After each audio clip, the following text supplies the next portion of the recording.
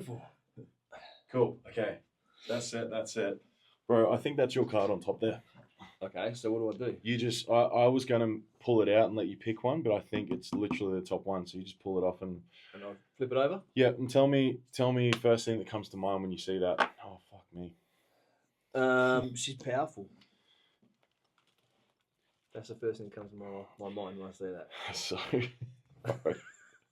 So that card, right? I've just started my own men's program the other day. First call. Yeah, I saw that. That was the card I drew for the boys, and you wouldn't believe what it's about. I'll quickly read the little piece for you. 36, She-Wolf of the South. So it's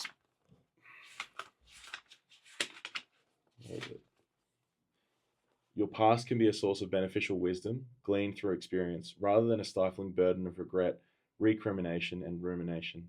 Acknowledge your heroic heart and the strength of will that has been seen you through to this moment. Decide that you will utilize everything that has happened to you, grow wiser, to heal yourself, to realize your inner strength. Acknowledge the suffering in what has been, but do not allow it to disrupt or dissuade you from your faithful confidence in your ability to live a more beautiful and healed life. So this is the Divine Feminine Medicine Mandala. True North is a symbol for our authentic life direction. And then the South becomes a symbolic of what is behind us. So your story, your lineage, all that sort of stuff, that's actually going to be a power in driving you forward in what you're doing now. Do you know that's something I spent a lot of time thinking about? I've actually written about that as well, because I do a bit of a blog on Substack. I feel like it's cutting out a bit.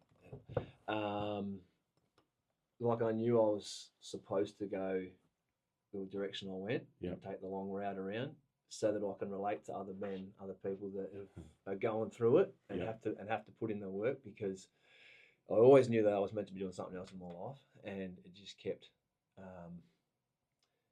I just kept making all the what seemed like wrong decisions, but I knew I had to go that pathway.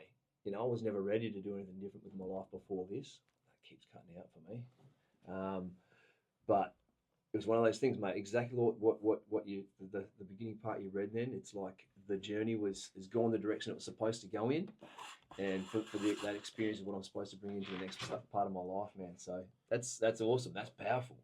And it's like when you hear those sort of things, it's just confirmation that you're on the right path, right? Yeah. Which is really cool. So with these mics, bro, I think they are super directional. You pretty much have to stay in line with where it's pointing, essentially. Yeah. But okay, fuck, dude, that's a great way to start this. So, and then I'll just press that big green button, bro, and you do your thing. All right. Put this away. And yeah, you said about an hour and a bit or so. Hey. Yeah, man. Well, we got the studio till 11:45, so cool. Whatever. Whatever. I don't even know what the time is. Where's my phone? I should have that here. I think my watch has just died before. 10. It's 10. Okay, cool. Good. Time usually escapes us when we've got the headphones on as well. That's for sure. That's it, man. That's how we want it. Right. Okay.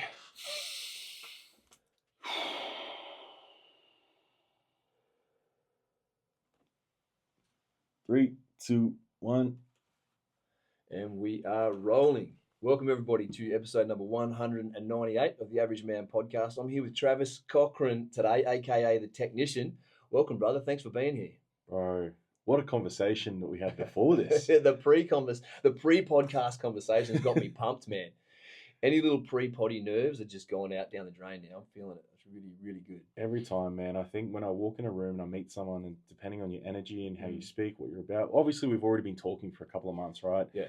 Teeing this up, getting you ready, but I already knew, bro, when I stepped in here today, something special was going to unfold, as it has been lately. It's been pretty wild, but yeah, really excited to be here. So thank you, bro. I appreciate it. Energy, man. Energy is the big thing, hey. And it's funny, I can feel your energy just from your online presence. I knew you had a good energy about you. You obviously bring the energy, but it transfers through, man. So I was nervous about the new setup. We are sitting here in a podcast studio here in Kawana Studios on the Sunshine Coast. I obviously, for my listeners, know I do all my recording with my own gear. So I walked in here and I'm just like in this alien sort of podcast studio with buttons and microphones and mixers and stuff. Travis knew what he was doing, so he's actually the producer today as well as guest. And let's tell people a little bit about who you are, mate. You're a coach and a podcaster yourself, but you give us a little bit of a rundown about what you do and your background and how you found your way here, mate. Beautiful, bro. Thank you. So, yeah, coaching is my thing. So, I guess in a way to describe what it is I coach, it's called shadow work. Now, the shadows of us are the good and the bad parts of ourselves that we've repressed into deep parts of our psyche. So, we've got the conscious mind, the subconscious mind, the unconscious mind. The unconscious mind, if you looked at an iceberg in water, you got your conscious, which is about 10% above water. And then you get your pre and subconscious just below the water. So that's like the programs, beliefs, things that are put into us by society, parents, everything. Deep down in the depths, that's our shadows and all these other real, like our fears, the things we've done, our traumas, things that can seem to control us without us even knowing. And I love diving into that shit. Now, obviously, I run events and things like that, do breath work, meditation, mindfulness, all the stuff that helps unlock those deeper parts. But at the core of everything that I've really stepped into, bro, it's shadow work. It's been life changing for myself because it's for a lot of people, it'll help stop them fucking self sabotaging. Tends Yeah. to be those like safety mechanisms we have that the unconscious has created. So maybe, for example, for anyone listening, if you tend to spend all your money and go, where the hell's all my money gone again? And I was one of these people. It might be because part of you heard mum and dad saying when you're growing up that money's evil, money's shit, money's hard to blah, blah, blah. So a part of you goes, well, I'm not going to have money in my account because if I have money and that means success and wealth, mum and dad will hate someone like that. Yeah. Yeah. So, far out, man. This is the kind of stuff I've been looking into lately as well. Okay, cool, yeah. Around money specifically. Don't let me jump in there. no, Keep no. going. Keep And going. this is great because it shows that when you can word it properly, and this is the stuff that we want to learn, we don't get told this stuff. No, we At don't get all. taught about this stuff. I wasn't in grade 12 learning about shadows, man. I was learning about fucking algebra for some reason. So You weren't learning about money either. They never taught us that. no way. So that's a big part of what I do. And then the podcast is actually essentially what started everything. So the podcast allowed me to see my gifts in listening and asking. That's, if anything, the best coaches are the ones that listen more than talk more. And I find that what I've got a capability to do is just listen so much. And maybe it's got part to do with my ADHD as well, but I notice things in people. I don't only hear what you're saying, I feel what you're saying. An intuition. Yeah, it's this crazy deep, which we'll get into down the track. But those two things sort of started in 2020. Good old COVID came through, and I actually met our mate JP, Jordan Potts, at a farmer's market because I was going through some hell, like depression, panic attacks. My partner at the time was locked out of the country. She was Canadian. Right. And it led me to just deep darkness again, which I'll go back a little bit on the story for a short bit. But in that time, I was back in this place where I never thought I'd be again. And I said to my partner at the time, I said, babe, you should check out this dude on Instagram. His name's Yoda Strength. This is when he was still Yoda before he started everything else, right? And I didn't know that. Yeah, bro. I wasn't there for Yoda Strength. Yeah, his name on Instagram was literally Yoda Strength. Oh, so right. I remember saying, yeah, I really want to meet this guy. Talk about manifestation, bro. 3 days later, I go to the Kiwana Farmers Markets to go check it out. And there he is. Motherfucker walks up, and I got to meet him and his partner, and he's like, hey, bro, how you doing? What's going on? What's been happening? Sort of, I just opened up a little bit. Yeah. He said, Did mate, you approach him and say, hey, man, I've been following Bro, you, or he just recognised I you? was standing there talking to my mate Andy, who took me there. Shout out to Andy Heaton, him and his family and his partner, and we were just having a mad chat. It was I needed it. I really needed these type of people around me at that time. And out of nowhere, him and Nick walk up, and yeah, JP's just like, hey, man. And then before you know it, he's like, bro, come back to my place this afternoon. We'll do some ice baths and breath work. And in my mind, at that time, because I had no idea what this stuff was, I was like, fuck's this dude talking about? Yeah. I still went. I went all in on my fears. I rocked up. First thing he did was threw me a juggling ball. He's like, yeah, bro, try this. And instant panic, bro, because I used to suffer from anxiety real bad. Yeah. And my mate and I, Christian, we were both like, fuck. We both looked at each other like, what the fuck?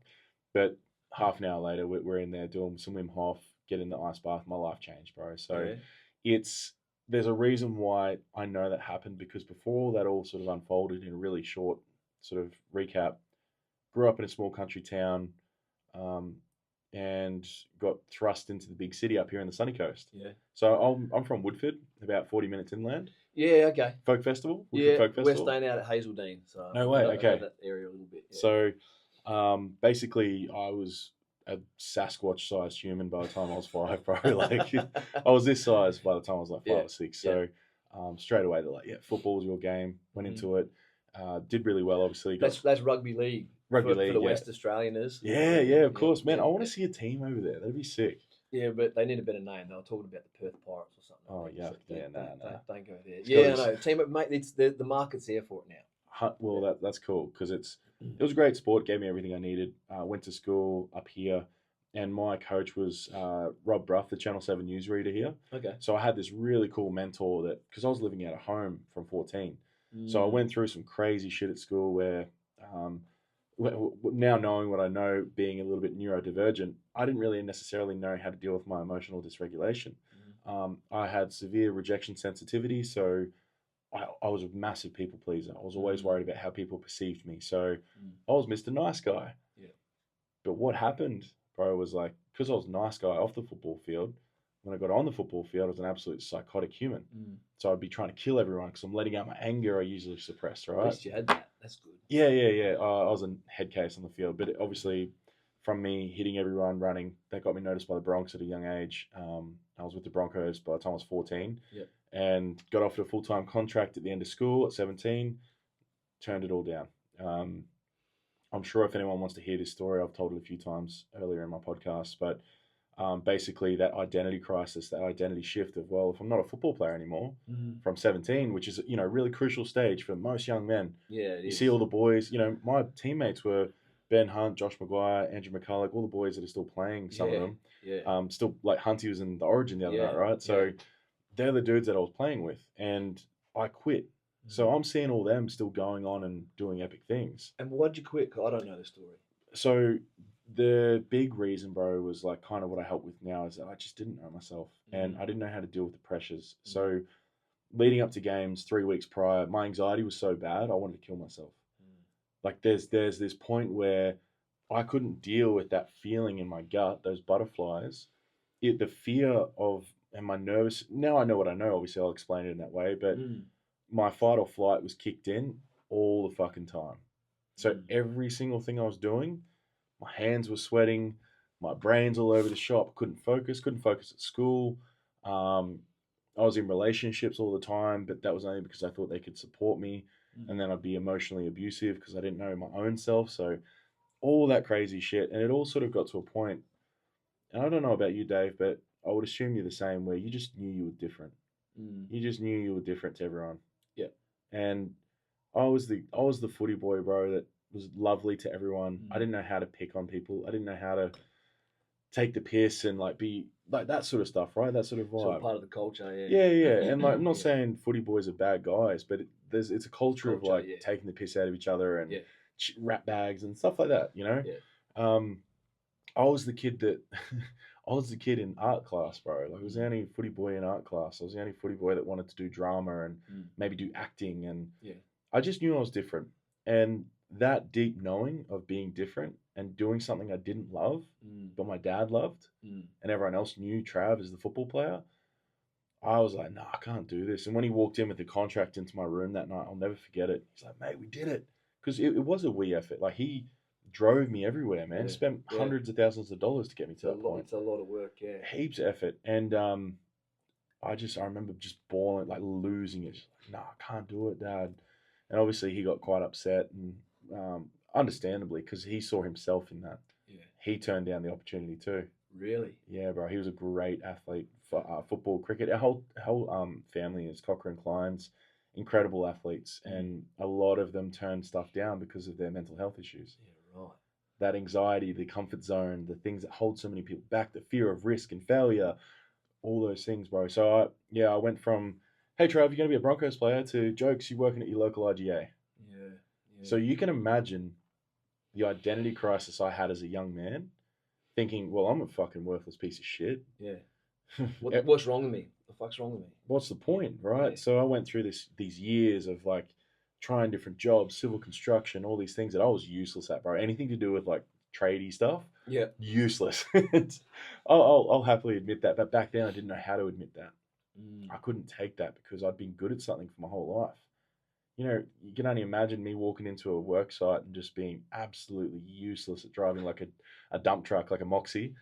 No clue. And I had, you know, managers that were just absolute pricks because they're angry Yeah. with their own life. And I get it. Yeah. Um, so I got picked on a lot and I didn't know how to stand up for myself until I lost it and would try to beat someone up, you know, like things like that. And it sort of led to a point where I finally sort of started to find my way Mm. in sales. Yeah. Right. Yeah, bro. So I got into car sales at a young age. Okay. And that was my moment where I was like, fuck, yeah, maybe I'm going to be something. Maybe Yeah. this would be cool. Like, it was a beautiful car dealership here on the coast. Little did I know that this was what was going to be my breaking point, where doing a job like that, where there's a lot of responsibilities around like paperwork, meeting people, moving brand new cars in the car lot was even stressful for me. Yeah. Right. And I remember one day, I've only started telling this story recently because I remembered it, but I remember one day I'm sitting there just freaking out already. It's morning. I've been sweating. I used to always sweat like crazy because of the anxiety. And I remember sitting there just thinking, fuck, how am I going to get through today? I'm ready to end it already. And the manager walked up and was like, all right, mate, I know you've been avoiding it, but we need you to go move one of the cars at the front. Oh shit. No. And how old are you? Bro, 20, I think I always get this age wrong, but I think I was about 22, 23. Okay. And I was like, okay, yep, cool. Sweet, let's go. I got this. Get out the front. It's a Yaris. I can barely fit in a fucking normal size car, let alone a Yaris. Yeah. I get in. It's a manual. I struggle with manuals, especially back then with my anxiety, because it's like, you're not a man if you People are can't drive a watching manual. you. People are watching. Bro, Yeah, I had a you gotta guy trying to perform. guide me, like, yeah, mate, like turn right, Yeah. you know, that shit. Yeah. So already there's all these things around me. Yeah. Compounding.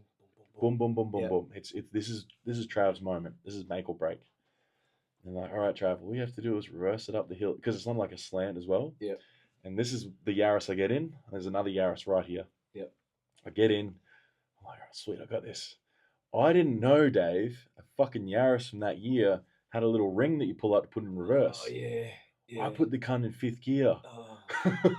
Bunny hop straight Straight into another car. Nearly took out the dude guiding me. Oh man. So I destroyed 2 brand new cars. Yep. And it, like, I still laugh about it now. Yeah. Because I have to, because in that moment, obviously you can imagine like a young man you'd be that's going through what he's devastated, going man. through, bro. That was my moment. And Yeah. I can't remember if it was the same day or the next day or that same week, but when I was driving home from one of the days, bro, I was actually in my car, my Nissan Maxima back then, and I made the decision that, like, well, what's the point of me being here anymore? If I can't even drive a fucking Yaris, and I was meant to be this football superstar, and I'm seeing the boys playing on TV. Yep. All realizing their dreams. I'm seeing my mates all around me getting trades. They're getting married already, having kids. One of my best mates was in the NRL, I think, or getting to that point, Tice. So it was just this huge moment of like, yeah, well, all right, Trav, you did your best, man. Must be time to go. So driving home, bro, just up the road from here, actually going to Caloundra, and I was coming around a roundabout, and I thought, well, this feels good, and I literally went to drive my car into a tree, and luckily at the last second, I had like one of those movie moments where it's like, don't, you know, you had that. Yeah. I would say now, knowing what I know, maybe it was like a guardian angel of some sort. Divine intervention. Yeah, bro. So pulled it back, and that was that breaking moment of like, all right, Trav, we need to change. We need to change something. Moved to Sydney with my missus at the time. Got into Rebel Sport selling.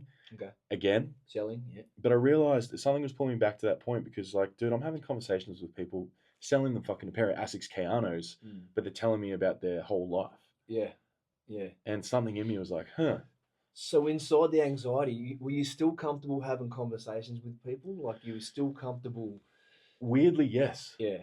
There was something always in me that, and this is a great question because I think about that now and I go, well, selling's one of the scariest things for someone to do, you know, if they're not conditioned to do it. I was terrified, bro. Yeah. Every day. Terrified of like, what do they think of me? Am I going to fuck this up? But I just pushed through because I was having these conversations with people that no one else was having. Yeah. You know, it led me down the path of, I think I was the top salesman in the whole country for 2 years in a row for the whole company. There's like 160 stores in Rebel Sport. Yeah. So that moment was like, okay, shit, maybe I need to keep going with this stuff. And eventually it's all sort of, I changed things up a bit. I started to feel that pull to self development because my partner and I broke up at the time, fucked my knee, had to move back home in at Woodford with mum and dad, knee surgery. So I was in bed for 4 months, bro, just like, okay, what do I do here? Where do I go from here? And it was either I go back down that hole and I kill myself and I go, well, I'm not meant to be doing this. Instead, I decided to start a clothing brand with my best mate. And Right. that's what started my entrepreneurial journey up until, the last 8 years have been clothing brands, a coaching business in 2020 during COVID. What's the clothing brand? It was called Colorblind, Colorblind. black and white clothing. So we see the world in a different light, Okay. essentially. Okay. And we had like NRL players, NBA players wearing it, AFL players. It was really, really cool. Yeah, So cool. just another journey that collapsed Yeah. for a reason. And I kept listening to podcasts and stuff, bro, from like 26 till now. And that's it. All sort of culminated in this one moment. So after I met Potsy, one of my best mates that I went through a lot of shit with, Christian Palu, shout out to KP, big Tongan boy. He said to me on the beach one day, literally just close to here in Kiwana Beach here. He said, "Travi, I love the way you try to rewire my mind like a technician." And that's when it just went boom. It clicked. This is it. It was that moment with that clarity that, like, holy fuck, this is my purpose. I don't know what it is, but I'm going to do it. And I made the logo, the little dude with the spanner and that, and rewiring someone's brain in front of me. And I got some dude in Argentina to made it for me on Fiverr. And it sat on my kitchen wall, bro, for 7 months. I was so scared to start this podcast. 7 months went by, and then I believe it was 2021, April 2021, around my birthday, where I decided to sit a camera in front of me. I bought all the gear because I took my super out thanks to COVID. Oh yeah. When they were allowing us to access that. Yeah. So I bought all the gear, the MacBook, the roadie, everything. I thought, fuck this, I need to do this. Had my first episode, which was a solo ep that I didn't even know how to launch onto Buzzsprout or anything and get it onto Spotify. Put it on YouTube, and that's pretty much what started it all, bro. The last 4 years, 4 years, 3 years, 3.5 years. So, and it's just unfolded. All meeting these people, having mentors, best mates, events. Started two of the bigger, wellness brands in Australia with the Ripple Effect and Heart Led Warriors. So that has all culminated to the man I am today with what I'm doing, and it's now brought me to this point where I'm getting on other people's podcasts, which blows my mind to think that people want to hear me say what I say, considering that 4 years ago I was a young man who could barely fucking talk to his best mate. I was that awkward. Well, it's kind of just that was bad form. Confident. It's just like you pulled the, what are they called, these cards out before, and it was about the one that I turned over was about your previous journey and the struggle and the pain and the experiences that you've had, and leading you to be the man you are now for a reason. And it's, mate, as I get older, as I mentioned to you before, I'm 40. For me, the next decade of my life needs to look a lot different to the last 20 years of my life. I haven't had a bad life, don't get me wrong. I've had a good job, I've got a beautiful family, but I wasn't fulfilled. I didn't feel like I was on my right path. But everything happens for a reason. I believe in that so much more as I get older. And it's actually really, really empowering once you start really running with that, because it's that whole, it gives you that power to let things go when they're not going your way. And you just go, okay, I really, really wanted this to go this way, but it's not. And I know from previous experience, if I can take a step back, that everything happens for a reason. So I need to we spoke a little bit before about religion as well. And I said I've come back to that in the later years of my life. I've always believed in a God, but I certainly was just doing my own thing. And I feel a lot like, and again, call it God, call it the universe, call it a higher power. It doesn't matter. I believe there's a higher power. My framework for it is God. But I believe God has a plan for me. God has a plan for everybody. And I was running my own plan, which actually probably was part of the bigger picture. Go get that life experience, become that man, understand the kind of people that you want to talk to. God has a plan for me, and if I just step back and actually ask what I'm supposed to be doing and do that instead of trying to have my hand on the wheel all the time, I'm pretty excited to see where it's going to go. And again, if things aren't going the way I think they should, well, everything happens for a reason. There's a lot of power in that belief, hey? Oh, bro, yeah, well said. And it's just like that path of just let it unfold as it will, because one thing I know with all my clients, especially, and for my own journey, is that there's always contractions before expansions. And it's Mm. almost like the best analogy I give most people is the forest must be burnt down for the new growth to come through, right? The Mm. green grass and the new flowers and trees. Mm. It's like that controlled burn. If you're doing self development, you're usually going to tear back layers of yourself to reveal the next layer, and Mm. it's a never ending journey. Like for me, there's never going to be a part where I'm not learning something new about myself for the rest of my life. And I'm excited for that. Some people go, "Oh, it's too much work." Well, it's like the other day I had a memory of I was hanging around mum and dad, and I noticed something in dad that I noticed in me still, and I go, "Fuck, this is who I was," and I know that memory popped up. Mm. It sort of surfaced up into my conscious for me to integrate that because it was probably still playing out in part. Yeah. I was very judgmental of myself. I realized that I was hard on myself for the amount of work I'm not doing. Oh, I'm not working hard enough. I'm not doing enough. Right? Yeah. Yeah. This guy knows what you're talking about. Yeah, bro. Like, and I realized that, like, my belief and my experience, again, I'm the same with you, bro, where I'm so happy with everyone to just do their thing. Mm. Like, if you've got certain beliefs, knowings, understandings, values, awesome. And I'm happy to be challenged on mine too, and vice versa. But I also go, well, for me, if you look at I don't know if you've heard of human design before. No, explain that. So human design, I'm still learning it, but they can use like the date you're born and the time you're born to figure out how you work as a human essentially. This is And a science, or oh, no idea, bro. Like you could say it's a science, like it's because it's used by like numerologies to understand like if you were born on this day and based off like yeah, that sort of stuff. sort of macro, Yeah, yeah, more yeah. like macro scale of people. Yeah, and it's like based off the exact time, day where they can sort of figure out essentially roughly how you work as a human. The trajectory of your life. Well, more so how you operate. So Okay, I'm a traits. projector. So a human design projector Mm-hmm. essentially means that I'm someone that's a visionary. So ideas wise, I'm having ideas come every Mm-hmm. 10 seconds, right? Mm-hmm. So I can see something or someone can tell me about a business idea and I've got 50 other fucking ideas for you straight away. Yeah. My issue is I don't execute sometimes.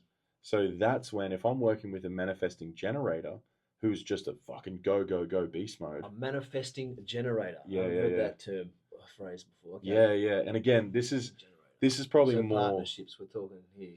if The if you're looking visionary like and relationships wise, I think it works quite well, but more so like business yeah, partners. yeah. So my business partner now, Christy, she's a generator, I believe, or a manifesting generator, which she just gets shit done. She can go, Mm. go, go, go, go.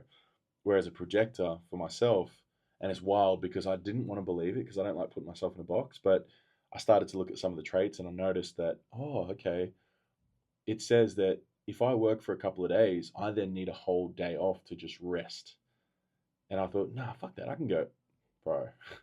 I was doing like 3 or 4 days straight, and I noticed my body, my nervous system, everything was getting a bit jacked up, and then my body would force me to slow down. And in that slowdown is when I get all my clients.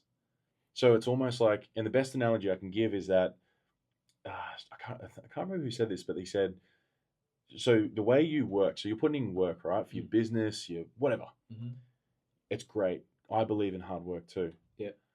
But without you, so you're putting out orders online shopping, that's your hard work. Mm-hmm. But if you're not home to receive those orders, you're not going to receive it. So you actually need, in my experience, yep, put out the hard work, but then have the days where you do nothing too. Yeah, Because okay. that's when, so if we looked at the earth and if we looked at the energy, there's a thing called a torus field going.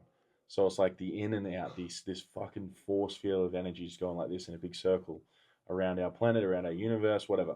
That's also, as humans, we have a torus field too, from what I've seen. Mm-hmm. Now, science based, I believe it's been proven that that is a thing. I'd have to look at that and someone correct me if I'm wrong. But it's like we've got this energy field that's going constantly because we are energy. And if you're consistently just putting out, nothing's coming back. in. So it's like in those slowdown days and those do nothing days, that work you put out, the social media posting, all the things, the sending DMs and et cetera, that's great. You've put the orders in online. So now just go out in nature for a day. Yeah. Go spend time with the fam. Relax.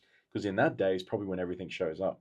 there's two some sort of concepts you're touching on there, and one I didn't really think about, which is what you're talking about, receiving, time to receive. Receive, yeah. The energy out, energy in thing is something I'm huge on, because we've got to fill our cups, right? And this is a conversation I often have with my partner about finding time for myself within that structure I was in, the work structure, family. I'd find time for myself by getting up early, go to the gym, walk, go for my own little walk, me and the dog, whatever it is, just a bit of time away from people, go for a spearfish, whatever, things that I love to do. You have to have a level of, you could call it selfishness if you want. You have to be a little bit selfish and make time for you to go fill your cup. Otherwise, you've got nothing to give back out to people. If I'm an empty vessel when I'm coming home trying to be dad, trying to be husband, trying to be all these things, I don't have anything to give. And then that's when you get to breaking points, you get cranky, snappy, all those other things. So you got to fill the cup up. But I didn't think about just slowing down in order to output, input, output, input. That's a really good way of looking at it as well. I certainly need ways to talk myself into to just slowing down. If I have a down day, I'm down. I'm down in the dumps. You feel shitty about yourself? Oh yeah, I'm the worst. And it's funny because I used to be really good at sitting around doing fuck all, and I think that's why I'm so down on myself about it now. I used to smoke heaps of weed and go out party, drugs, drinking, all that kind of stuff. And it was easy to sit around and do fuck all when you're numbing, when you're distracting. And when you're not, when you're focused and you're trying to get better and you're trying to grow and you're trying to build something, when I'm sitting there, I'm going, I'm wasting time. I'm being lazy. What am I doing? And then it makes it really hard to enjoy it. So I'm better at doing an activity, going and putting time aside to go for a walk, for a hike, for whatever it is, as relaxed time, active recovery. But being able to just sit and chill, I need a frame of reference to be able to do that comfortably. Dude, well said, and thank you for sharing that and being so honest, because it's probably one of the hardest things most men struggle with. It's honestly, it's in the nothingness where everything happens, I've found. For myself especially, because like the energy I put out into the universe, I'm going to be reciprocated to the level of energy I'm putting out, but that comes from me also looking after myself. So if we talk about, again, coming back to humans being energy, if I'm vibrating at a certain frequency, and I know JP talks about this a lot, and I love it too, where that Hawkins scale of consciousness. So if I'm, as you said, looking after myself and filling my cup, I'm going to be reciprocated at that level of frequency that I'm sitting at based off that. So let's say one of the coolest things I share a lot is Brene Brown's book, Gifts of Imperfection. My wife will love this bit. She loves Brene Brown. Awesome. So she's probably going to really resonate with this. So Brene Brown said this one thing, bro. It's never left me. And a lot of things from books always stay with me. She said, how can anyone give something they don't even receive themselves? So you say, like, I'm not saying it's you specifically, but let's say one of the listeners, you say you're a people pleaser. You love helping people. You love giving people. You love giving so much. But how the fuck can you give something you never receive? You might as well just say it to me, bro, because that's there you go. I'll say it to you. How can you, brother, be the one that's trying to help everyone when you're not helping yourself? Because you're not letting anyone do that exactly. Yeah. So it's like you're sitting here telling me that you're going and giving a lasagna to someone when you've never actually been given the recipe for it. What are you actually giving them? What sort of lasagna? Like, here you go. Oh, this tastes like shit. What is this? So it's like that help you're offering to everyone might not actually be the help they needed, because you don't actually know what it feels like. You don't actually know how to give it properly because you've not ever received it properly. And you're quite possibly just doing something to distract yourself as well, hey? It's always a distraction. I'm doing something, I'm helping, but you don't know what you... Yeah, okay, that's a really good... Because I would think about it as well in the forms of compassion. Like, how can you be compassionate to someone when you don't allow yourself or other people to show compassion for you, which is men beating themselves up and... Oh, dude, and we try to fix everyone. Yeah, always trying to fix everyone. Very aware of that folly. The husband and wife dynamic there is made that very clear to me. Stop fixing, ask questions. It's so hard. It's really hard. It is, and like the other side of it, because this self-development stuff can be really tough sometimes because there's so many different like views and opinions and points, right? Yeah. So I heard someone the other day say, like, I agree with the whole, we should be number one, look after ourselves, be selfish to make sure that we're filled up all the time to help others. But he said, how about we also like love thy neighbor? So even when you are feeling like shit and you haven't filled your cup, still please have the mind that you can still help others even if you're feeling like shit. Like, you don't have to have gone and done your routine for the last 2 days. You might still be at 10%, Mm. but how about we still just put someone else in front of us and go, let's love this human being? Because from what I've seen and what I've learned and what I want to know is that we are all one. Yeah. That we've come from something, source, universe, God, that is us. And we've just been kind of built into this big meat sack Mm. that energy lives in. And so for me, I'm like, well, I'm looking at you going, well, Dave is also me. Because there are parts of myself I see in you and vice versa. Mm. And that comes down to that part where, for a really simple example, is we tend to project our own shit onto people because we see that in ourselves. So Yeah. usually, and I had this recently where I'd be scrolling through Instagram or something, and I'd see this certain coach. I think his name's Julian something, but he does like shadow work as well. Yeah. And he pissed me off. I just couldn't stand the cunt. I'd get to his video and be like, ugh, this guy again. Yeah. I thought, what's going on? Why did he trigger me so much? And I realized that it was because I wanted to be him. Because I loved the way he just wore whatever he wanted. He was himself up on stage in front of hundreds of people. Mm. He was super laid back because there was a part of me that was pissed off that I couldn't just do that. And then when I did it, guess what? Julian didn't piss me off anymore. Yeah. Yeah. How's that work, hey? I started truly being myself. It's really prevalent in when your relationship when you have kids. What you were speaking about having to give to other humans when you got nothing in the tank. I was bet. thinking about that when you were saying it, and I was like, "Fuck, I can't do that." And then I thought, "Well, no, that's not true because I can when I really Need care." to, Yeah, yeah. For my own kids, absolutely, and that's what parents do, especially when they're little kids. And projecting my relationship with my son and my daughter are very very different, and I think I'm at least I'm aware of it. You know, I think Yep. a lot of the solutions come from awareness. We expect so much more of our sons as fathers because we're terrified of seeing the traits we hated in ourselves manifest in our kids. So you see it and you just want to squash it. No, not like that. You know, don't do that. I don't want to see that behavior in you. And it's because I'm thinking it's because I'm seeing myself in him, the parts of myself I don't want to see. And I guess it's just, you see less of yourself in a daughter, mate. It's a funny line to try and walk. You know, discipline for a boy, discipline for a girl. I believe they're different, but you still have to find a way to execute for each. You know, you can't have some little girl running around with you. You can't be wrapped around your little girl's finger. You have to be at times. You've got to play that game. She certainly knows when to have you wrapped around her finger, and it's appropriate at that point in time. But you have to also be the man, and she has to understand respect for men and that type of thing to reciprocate it back. You know. Oh, dude, I can't even imagine how hard it is being a parent. Like, I see so many of my mates, my brothers, my sister, they've all got kids. I've got heaps of nieces, nephews, goddaughter, all those things. And I love kids. I myself, I'm still not sure whether I'm going to be a parent. Not that I don't like kids or anything. It's just my mission right now for what I'm doing. It's a lot. Feels like that you're already giving so much out to the greater world. You'd have to narrow that down in some aspects to be a parent. And like I know I can. I would like to believe I can have both, but there's part of me going, well, right now, and I know I can make it happen, but right now it feels easier doing. Oh, is it? I was just doing my head in visually. And I thought, well, yeah, I could do it, but right now my partner and I, we're fine with what we're doing. Yeah. But I do see people like yourself, JP, like all these guys showing up, still doing what they need to with kids, with fuck all sleep too. And I find that so empowering because I go, well, if you guys are still doing it, I damn sure should be doing it because I don't have kids to worry about. I've got a dog, a sausage dog. He's pretty hectic. Hey, we just purchased a sausage dog. I've got a weird little dog. She's from one of the Aboriginal communities in Port Hedland. Yeah. And she's been she's ruled the roost the last couple of years since my other dog passed away, and my wife's wanted a sausage dog for we actually house sat start of the year, and she was wanted this sausage dog that we looked after. She said, I want to get little Daxie. And I was like, look, we're about to start traveling the country, homeschooling the kids. We've got enough on our plate.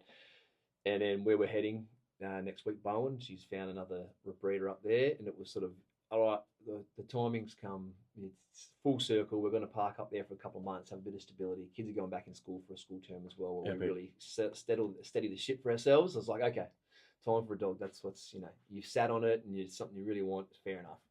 We can introduce another little hectic life into the mix. Why not?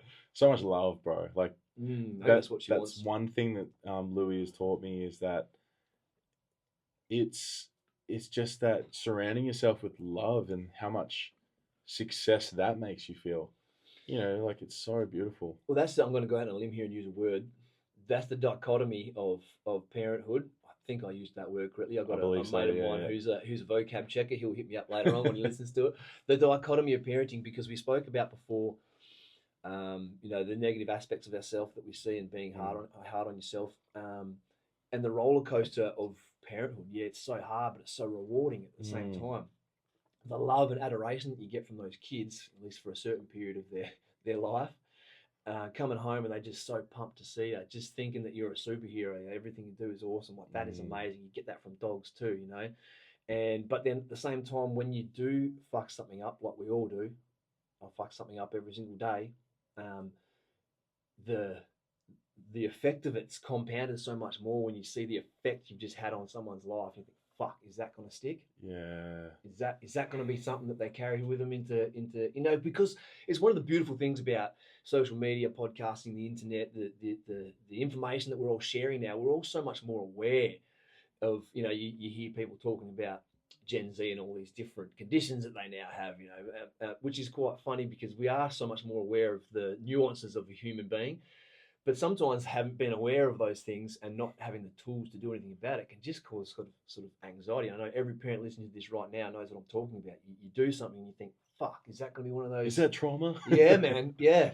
Have I just instilled some personality trait into them that they're going to work to get rid of for the rest of their life? So it's that roller coaster, Well, let me offer something for you, bro. This might help you feel a little bit less stressed. If I hadn't have gone through the shit I had gone through, I wouldn't be the man I am today. Yeah. So I think however it works out, it's perfect. I quite often tell myself that when there's, because I'm a big Joe Rogan fan and he talks about it all the time. The most interesting people that he knows are all fucked up people. They all have fucked up childhoods, and I'm like, yeah, there's something to that. You don't want it to be too smooth of a ride. You don't want to create little boring humans, mate. 100%. And look, I'm a weird dude, mate. I come from a wild background. My wife, she's a very high energy person. But it's a tumultuous. We're tumultuous people. It sounds fun. It is fun, It's just like a roller coaster. It's got the ups and the downs, and that is going to shape who they are. And certainly, kids are resilient, and they do need to learn how to deal with, shit in their life, process it, and then it's not which is another problem with. I'm going to pick on Gen Z a little bit today, but like this whole idea that the whole world's a left wing college campus. It's not. You're going to get out in the real world and face real problems from real people who don't give a fuck about you because they don't know you. That's unfortunately the reality of the world. So you do need some tools to be able to go, okay, what you just did isn't going to hurt me because I've actually experienced some adversity in life. Yeah, dude, that's a big one. I love that because there was a word you said in there, weird. And the etymology of the word weird, W-Y-R-D, is to take control of your own destiny. Really? Yeah, so when I found that out, I thought, that's fucking cool because imagine the weirdos are the ones that are just seen different to everyone else because they're actually doing what they want to do. Yeah. Usually. Yeah, there's some weird motherfuckers, but there's, if that's the word you want to use, but if we talk about, the word weird, W-I-R-D, the etymology based off it is that it's just picking your destiny. And there's something really cool that you said as well that I agree with, that was something that it's actually the reason I picked my recent mentor, Dayron. Shout out to Dayron. And when we spoke, he was one of the guys that got into my request folders in my DMs. Usually I never answer those fucking things because I'm like, it's some scam. Yeah. But I read what he wrote. I thought, And he offered it's like a 15-minute coffee with him on Zoom. I thought, you know what? Fuck it. Nothing to lose. I jump on the call with this dude. He's just a cool guy, Canadian. And he said something that really hit me. And I know he probably saw what I like and he used it. And he talked about Batman and Superman. And what he said was that, dude, you realize that everyone relates to Batman because he's so fucked up. Yeah. Batman magazines comics sold more than Superman because Superman's so perfect. Yeah. Superman had some bad shit happen, but nothing like Batman. Yeah. And Batman goes through some crazy shit. And then that started to unfold this really cool part, which I said on a podcast the other day. The beginning of a villain and a superhero is the exact same. The only difference is that one wants to hurt the world for what it did to them. The other one wants to heal the world for what it did to them. Is that I must have seen that. It's Did a you share common that thing. on? Potentially, I don't know. potentially. I've heard that It is something recently. that's gotten around, and I saw it and I thought, that's so cool because I could have easily gone down the villain path. Mm. Easily, bro, for what the world did to me. And now I show up every day and go through the shit I do to help the world. Yeah. And I love I love stories of superheroes Mm. because you're right, like they have to go through some shit, but the ones that care the most and have the most relatability are the ones that are going to change the world, I feel. And I've actually got love for the people in the system doing their best with what they've got. So psychologists, psychiatrists, etc., they're doing the best they can. And look, they're in a system that people are going to continue to use. So you do need Yeah, and people doing I've their used it best in before. that system. Yeah. I've used it before, and it's for a certain level of human that's ready for only maybe just talking about this shit. Yeah. I feel from my experience that the healing is in the feeling. So the issue with men's mental health, I feel from what I've seen and heard and what we're doing, there's so much talk about mental health, right? So there's a lot of let's talk about your stuff, cool. So talk therapy, and it's a great start. But what the healing happens is in the somatic feeling of it all. So most men suppress everything. We don't know how to actually feel the emotions, so we suppress it, usually in the gut. Mm-hmm. And believe what you will, and I believe it's science based, is that those suppression of those emotions cause dis-ease in the body, which your cancers and things like that. Yep. I saw it in myself, where in 2 years ago, bro, I had so much unprocessed rage that was sitting. I could feel it in here. There was just like a couple of months where I was like, "What the fuck's wrong with my stomach?" And then I moved in with my partner, and during that move for about 3 days, I just had the worst pain in my stomach. I thought, "Fuck, do I need to do a real bad shit or something?" And she's like, "Babe, you need to go to the hospital." Nah, sweet. By the end of the day, once I'd finished, like, the last thing I got out of the trailer, I was just keeled over trying to like wobble up the road. I'm up her driveway, and she's like, "Babe, you need to go to the hospital." I thought, "Yeah, I probably should." Yeah. I walk in there and they're like, "Mate, lucky you came here. Like your appendix is about to burst and kill you." Fuck. So again, when I talk about the woo woo, so I looked into, there's a book called Louise Hay, You Can Heal Your Life, one of the best books I own, because she relates the emotions and everything else to the body. And I looked into what appendicitis was and where it can come from. Literally suppressed anger and rage, unprocessed rage. And that appendix, it did, I think in the surgery, getting it taken out, it actually leaked some of that shit in there out into my gut lining and stuff, and I got a real bad infection. Yeah. There's a picture from back then where I told my missus that I'm great. I took a picture. I was like, "Guys, feeling really good." You look at me and I'm just fucking grey, like You're about to dying. die. And I literally nearly died in hospital because of this Oh, unprocessed. But again, from my experience, anyone can believe whatever they want. It's cool. I'm just telling you how it happened for me.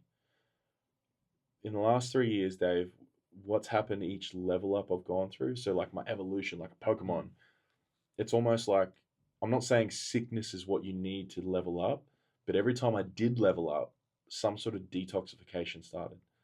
So whether that was like a real bad sickness or I'd tear my throat from yelling at an event, and then my voice got more deep, my voice got more like I was more direct with my speech. People fucking listened to me because of the way I spoke.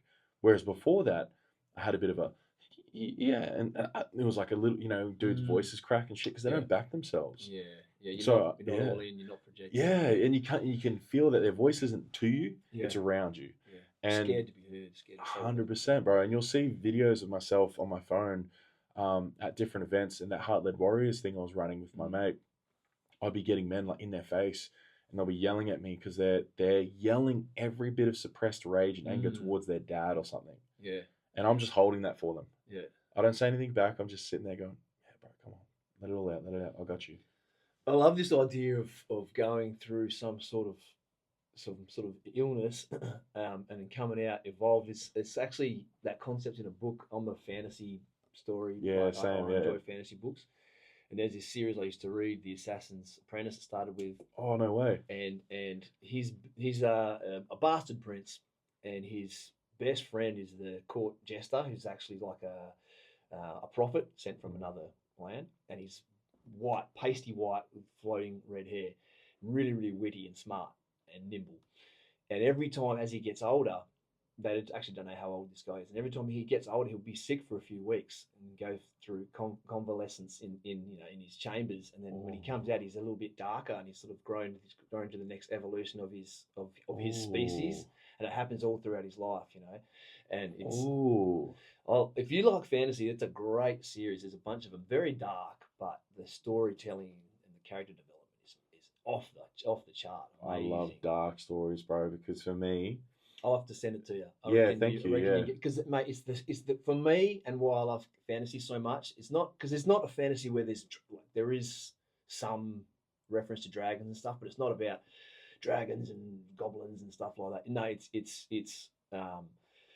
the development of character for me that goes into the story. That all the archetypes that you can put within that fantasy framework are so powerful. You spoke about it before. The ultimate archetype for the superhero, and why it didn't work. I mean, Superman's obviously popular, but like you said, everyone loves Batman because he's flawed, and because they made Superman so perfect, they had to give him every single power known to man. He was the most. You can't touch him. You can't beat it.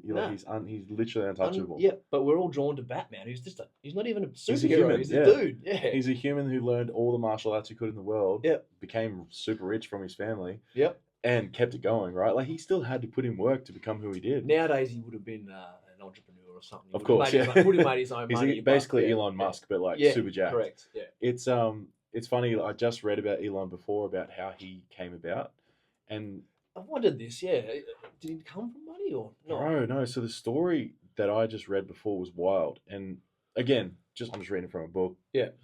Fact checkers, true checkers, hit me up if you need to, but. This book's incredible. I can't remember what it is, but this guy used to work for Microsoft. So he worked up his way up to be with Bill Gates and realized, like, what the fuck am I doing? I don't even want to do this. And he quit. But he remembers meeting Elon and asking this question, like this really awkward question, because he didn't know how to ask him because he's in front of Elon. But Elon loved the way he asked it. And he said the way it all started, he walked into some big business with his resume and sat down in the foyer and just expected someone to come talk to him. Because he didn't know, like, how do I do this? Do I go talk to the assistant? Whatever. Am I just meant to sit here and someone goes, hey, mate, come chat to me about your resume. What's going on? Yeah. Sat there for ages and thought, fuck this. I'm just going to start my own business.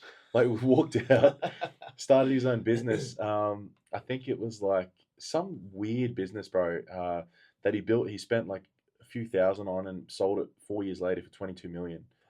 And then he started what was to become PayPal.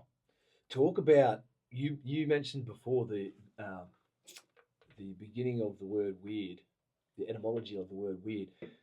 Elon Musk's a weird dude, man. He's a weird dude. We love it. Yeah.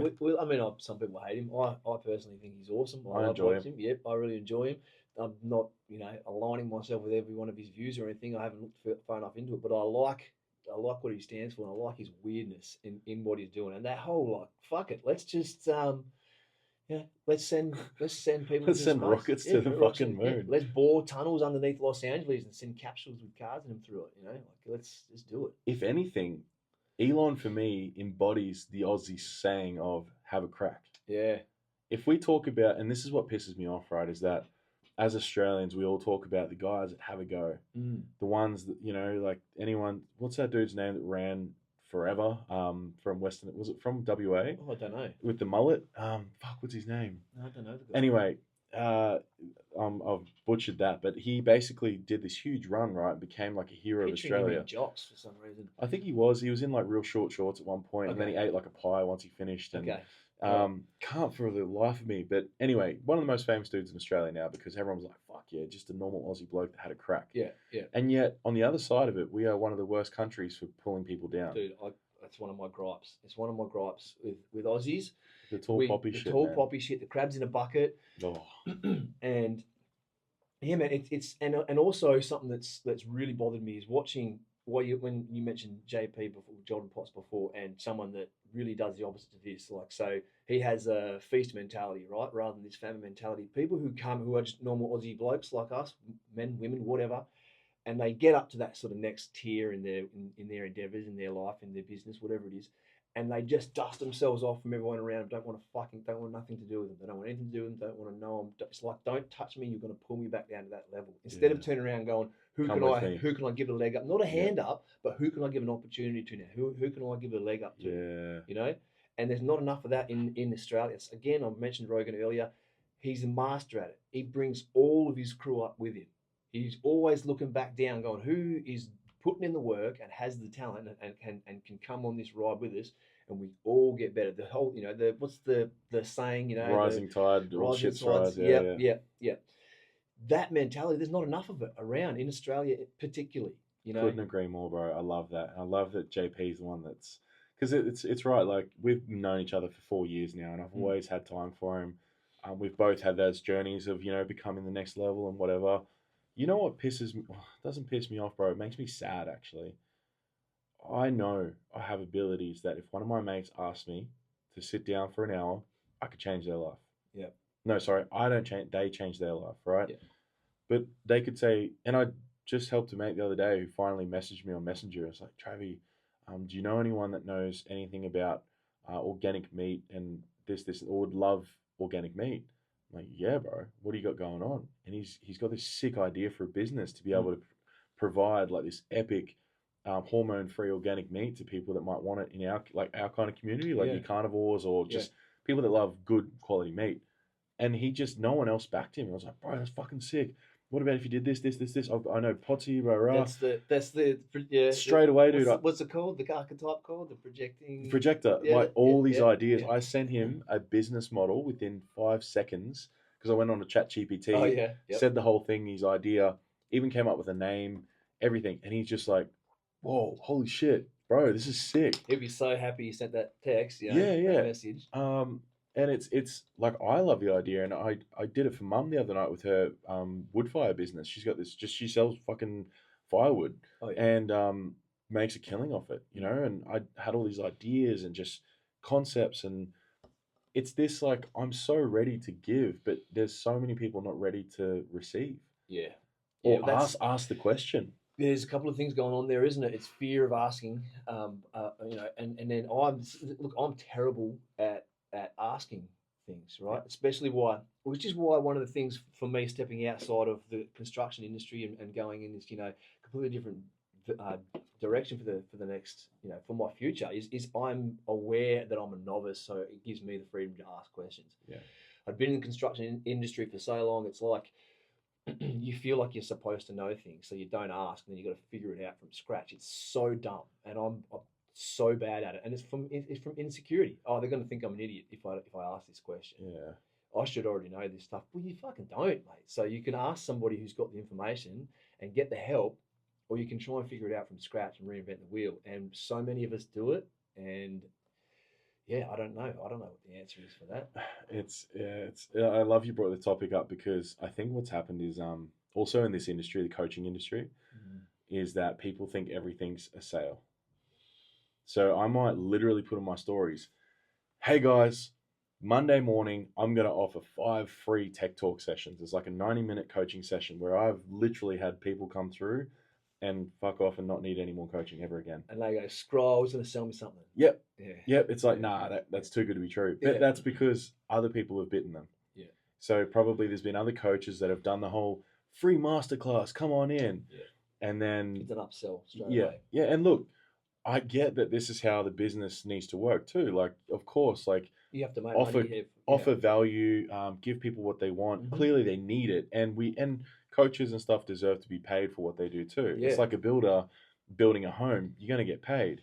If you want people to be good at what they're doing and there to be good coaches out there, it needs to be lucrative for them. Otherwise, there's not going to be talented people putting their time and effort into it. It's a two-way street. And who the hell thinks they're going to extract value from a situation with consistently without putting something back in? The one thing I've found, bro, is that if there's not skin in the game, people take the piss too. So if you offer a free coaching session, I'll show if I feel like it. Yeah. Or unconsciously, they'll take all the information and be like, oh, this is sick. But because it means nothing to them technically, unconsciously they're like, oh, this is just another thing. I'll just put this to the side. You know? So that piece of spending a couple K on some sort of coaching program or whatever, most people will go, especially me, I'll talk about myself.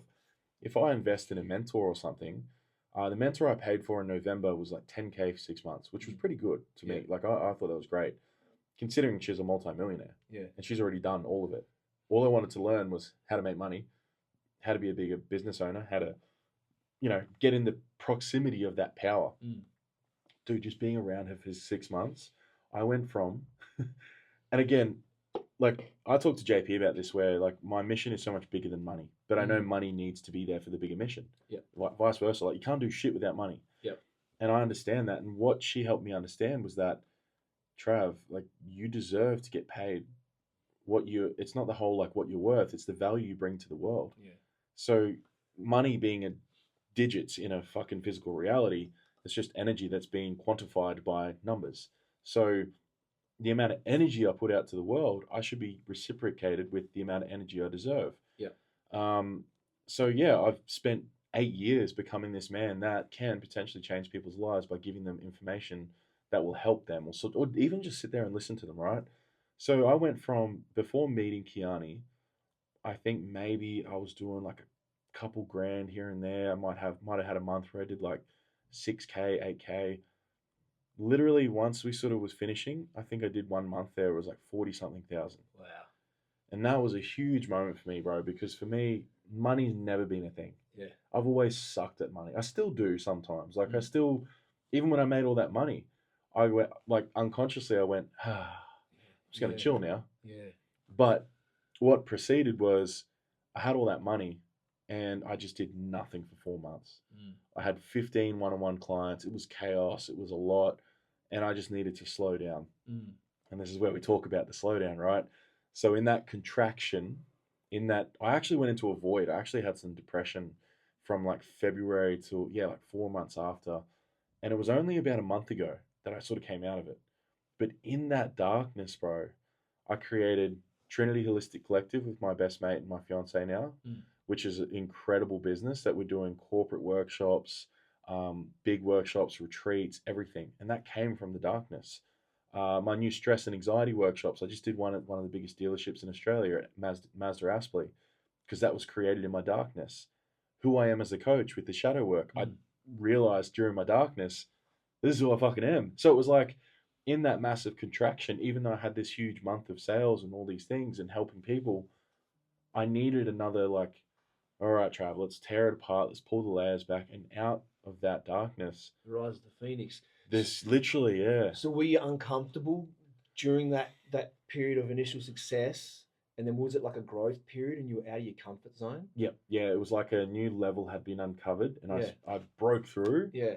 and I had to almost like get used to that level Yeah. and then go to the next one. So it's kind of like new level, same devil. So it was new game level, same boss. It's that same fucking boss is back, the money boss or whatever it might be. Yeah. But now I've learned how to kill him a lot quicker because I've got new armor, new weapons, new skills. I know how to dodge to the left and stab him in the gut. You know, it's those little things that, and the confidence of some success.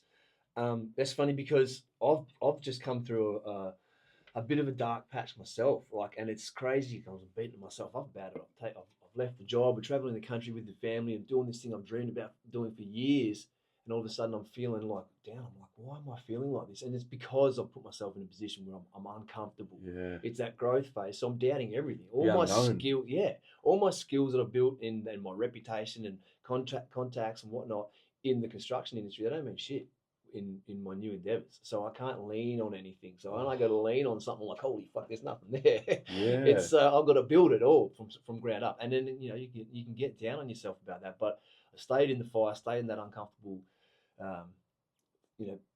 phase, position, and starting to really just come through the other side of it now. With again, teaming up with guys like JP, and you've got this. Is it what do you call it? The Legion. The Legion, the Legion, and we've got the Legacy the Brotherhood, Legacy Brotherhood, and honestly, nearly overnight, just having those guys around me, the support there, having like-minded people, because I come from a mining town where I've always been a dreamer, and I was in an construction industry, where it's very much practical, just one foot in front of the other, build it. It's all very, there's not a lot of dreaming going on. And we spoke about it before, feeling like you don't belong. I've been limited in as I've gotten older and less like, I'm not going to go out and party and do all those things. Less friends, less close friends who I can Yeah. really relate to. Only a couple of guys in town who really got me, and then out on the road, no guys around me, just people I speak to online. So to all of a sudden have these guys around with the same values, the same mindset, the same goals, and then have some mentors within that group as well. It's been overnight life changing for my energy and my perception, and just to know that, hey man, I'm on the right path, I'm on the right track. And again, I spoke to you about God earlier. Whenever I'm doubting myself, stop, slow down, which is that output input. You need time for reflection, right? Fill the cup. Also stop and think, am I doing the right thing here? Stop, and then I'll speak to God and go, is this the path? Am I on the right path? Tell me if it's not, and I'll change. I'll whatever. I'll let go of what I'm doing. I'll go the direction I'm supposed to be going, because I am sick of being the one going, nut, left turn, right turn, nut, hands off the wheel. I'm doing this, left turn, right turn. Where the fuck am I? Not where I want to be.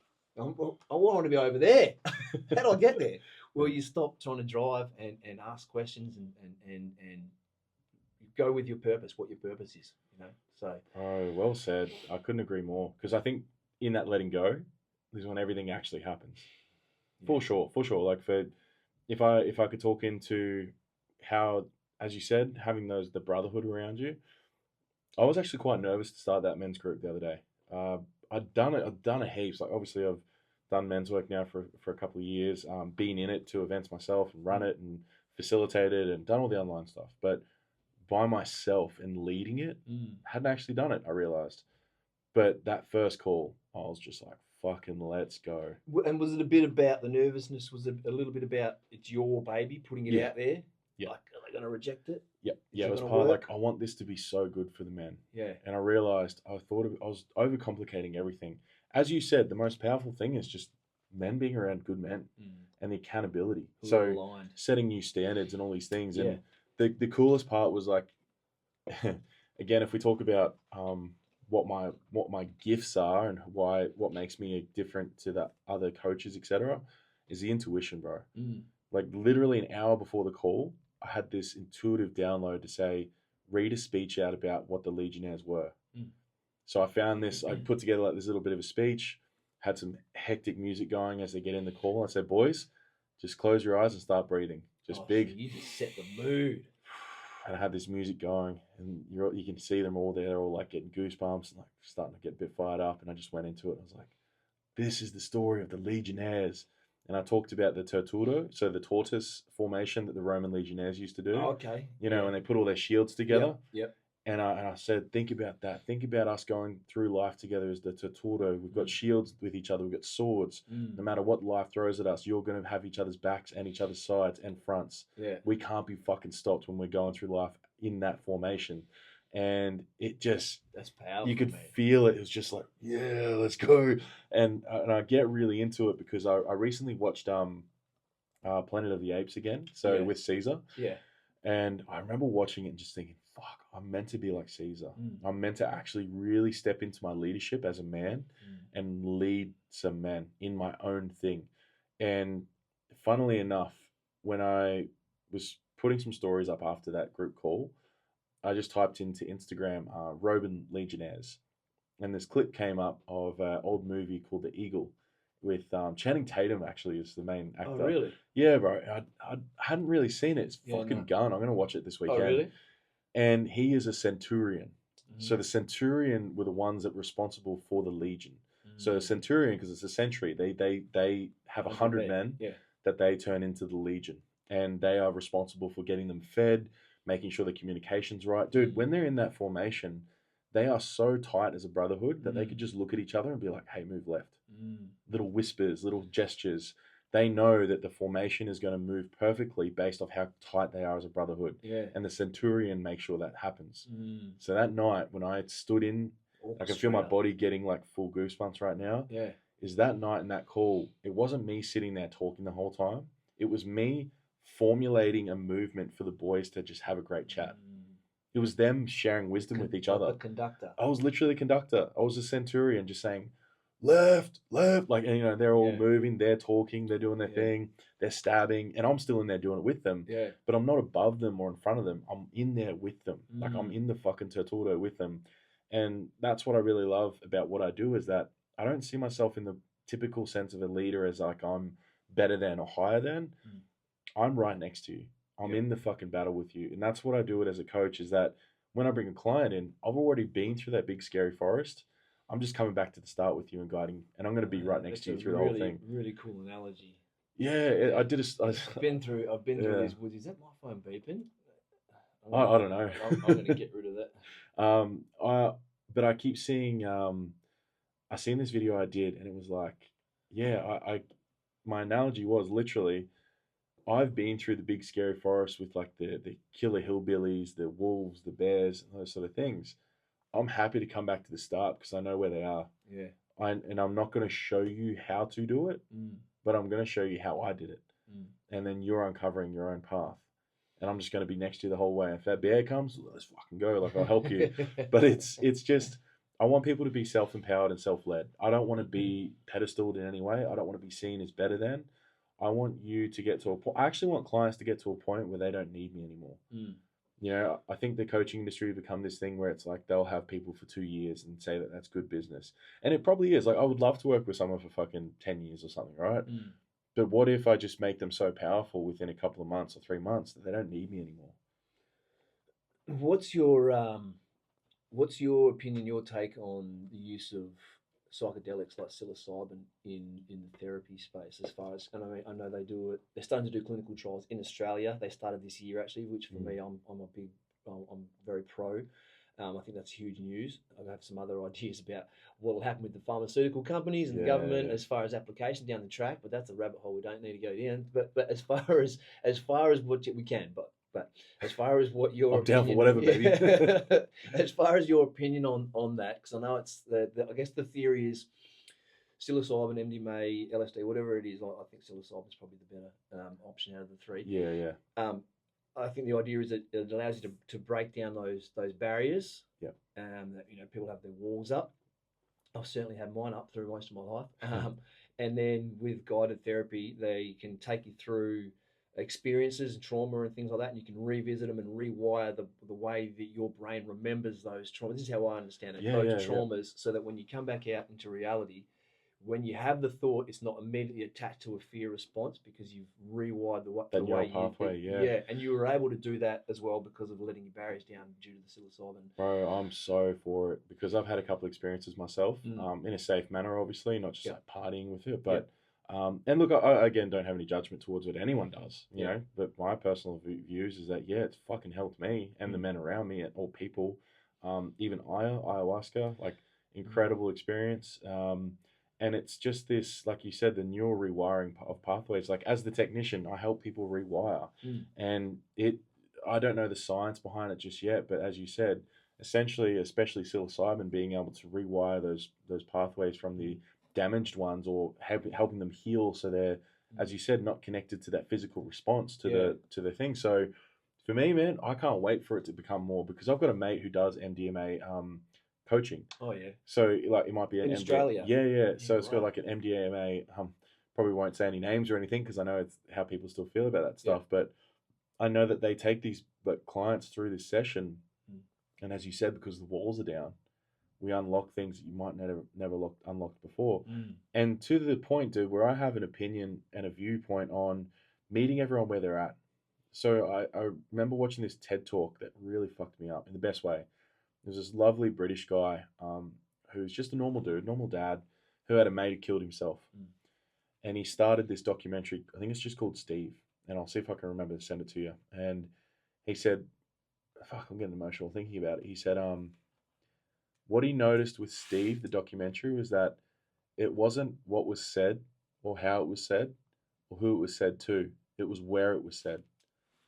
Now listen to that. Listen, so what it meant was that he would take this documentary to a pub and play it.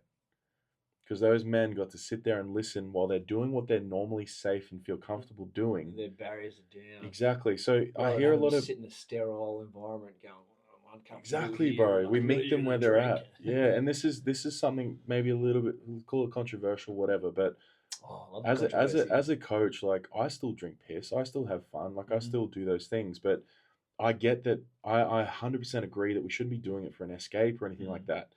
I like to drink alcohol alcohol because I have some fun doing it. I know I don't need it to have fun. Mm. I also don't need shoes to run, but they make it better experience. Yeah. So for me, if I'm having a couple of beers with the boys, normally a couple of them will start to break down their walls a little bit because they feel a bit safer.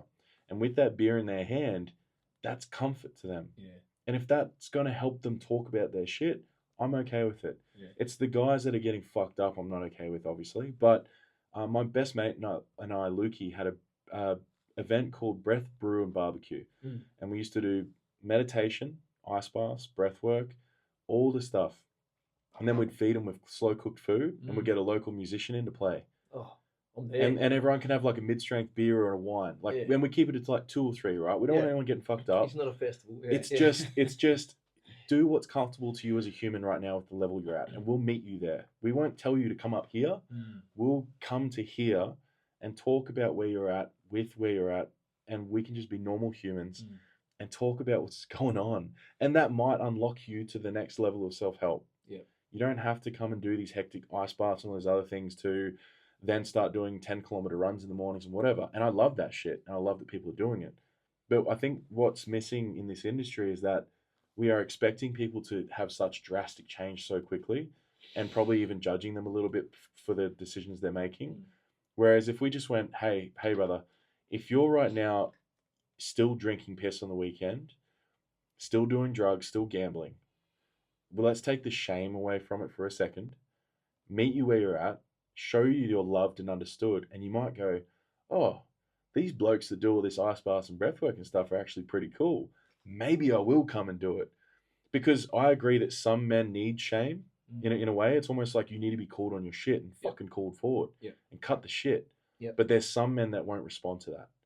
There's some men that'll just go avoidant and just go, well, fuck this is too much. Yeah, because I was that me. Probably shamed their whole life. They've been shamed their whole life, so it doesn't work. It's really cool that we landed here. I haven't touched my notes at all, which is great. I fucking love that. Always got to come in prepared. But I just love just having them there as a backup. I was going to ask you about alcohol and your perspective on it, whether you do still drink. I still drink, but I've never had a problem. I never had a problem with alcohol. Yeah, I had.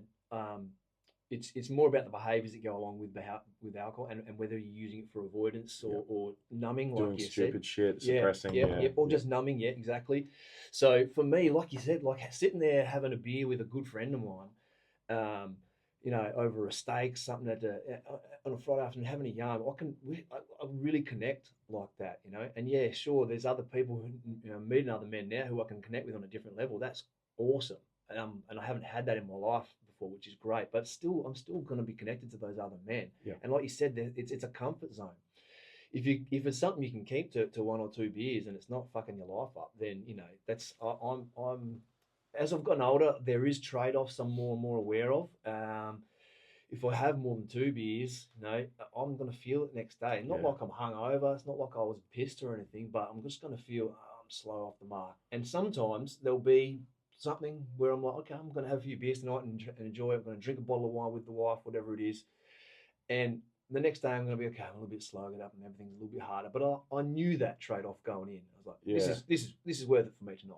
So I think a lot of people are talking about alcohol at the moment and whether or not they drink, and that's great. And not using it for the wrong reasons is great.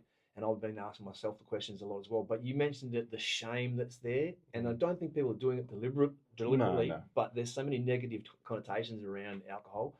So people are being shamed for drinking, and it's probably going to put a lot of people off who could come to the party, but they're going, well, fuck, if you guys are going to judge me for having a beer on a Friday afternoon, I'm fucking out. And all of a sudden, that's someone that's not going to come to the party. And like you said, once they realise I can get around these guys and do ice baths and breath work, and they're talking to me and building me up, and no one else is doing that to me in my life, they're going to naturally want to spend more time around those people, and they're going to naturally realise if I go out and get fucking zonked tonight, and I turn up for my men's call tomorrow at 30%, I'm missing out. I'm letting people down. It's going to naturally, that shift's going to naturally happen. Yeah. It shifts without you even saying anything to them. Yeah. I know, dude, I've shifted even just starting this group because I want to be the leader. Yeah. I want to be, because I know I do so much. I know I live to my values and stay in alignment as often as I can.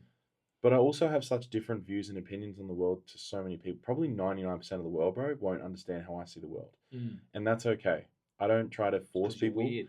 I'm fucking weird, bro. Like, I'm That's why so we're sitting here, boy. so I'll tell Brother, you. oh, I'm gonna do push-ups. Yeah, I'm let's held, go, baby. I'm held accountable for saying the boy word. All right, now, anyone listening knows what I'm talking about. Oh, It's men. It's men. yeah, and I've got a different view on that thing too. So, I agree. Words are so powerful, Our right? So language, us going yeah. around going, yeah, the boys, the boys, the boys. Yeah. And I know JP's big on that. And I love Yeah. it. My thing though is that, and hear me out, Yeah. we are still boys. Ah.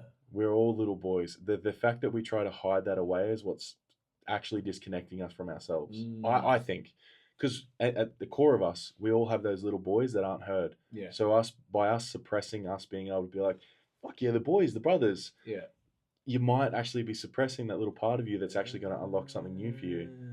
Because I bet you there's a little boy version of Dave, like a 10-year-old, 8-year-old that wants to be heard and seen and loved by adult Dave. Yeah. Wow. Well, okay, Right. So that's my view on it, but I do see where JP comes from 100%, because if there's this shit going around, we're like, yeah, the boys. We're not boys, we're men. I agree. And though, the way I've seen it is, and that's interesting what you said, but like it is the use of the language, right? It's almost as if calling the intention of it, yeah, yeah. it's almost as if saying the boys is sort of letting yourself off the hook to be a fuckwit. I like that. Yep. That's sort of the way I hear it used quite often. I like that. You know what I mean? That is how a lot of people use it. Yeah, the fucking boys. Yeah. And it's like you're giving yourself a free ticket to go and run wild because you're with the boys. I like that. That actually, for me, men don't go out and cause trouble and fucking stay up till the early hours of the night doing all sorts of nefarious activities. That is what boys would do. You know what I mean? So I can see it from that point of view. Yep. That's a great view on it, because it's like the intention behind any word is what actually means it. It's like the energy you give it. So it's not necessarily the word itself, it's the intentionality behind it. Because when I say the boys, it's like I'm thinking of some warriors, some brothers that are going to do some cool shit. Yeah. Not, let's go do some stupid shit. Yeah. I like that. Yeah, and I can hear it when you say it. It's exactly the intention in your words is used differently to the way I imagine the way JP sees it, what that whole concept's about. And it's coming to, as I was saying, the way I see the world, bro, is like, and JP is definitely someone who's made me become so much better with everything I do, because I love fun. I'm a big fun guy. Yeah. And the reason being, so everyone's got their way of living, and I fucking respect it so much. And if there's people that don't agree with the way I want to live, that's okay. I'll still be mates with them. If they don't want to be friends with me, that's cool too. But for me, bro, let's say, so Deadpool's coming out next week. One of my favorite superhero characters of all time, with Wolverine. One of my also top 5, Wolverine's my right? favorite, yeah. So those two in a movie, I fucking love the movies. So I know I'm going to go to the movies, probably drink some piss and eat some really good food with my fiance. Yeah. In gold class. Yeah. Because that's an experience for me. It is. Yeah. That's my value. I want to be there. Fun, dude. If you're still here, come on. Like, fun and love is very high in my values. So love is number one. So if I'm experiencing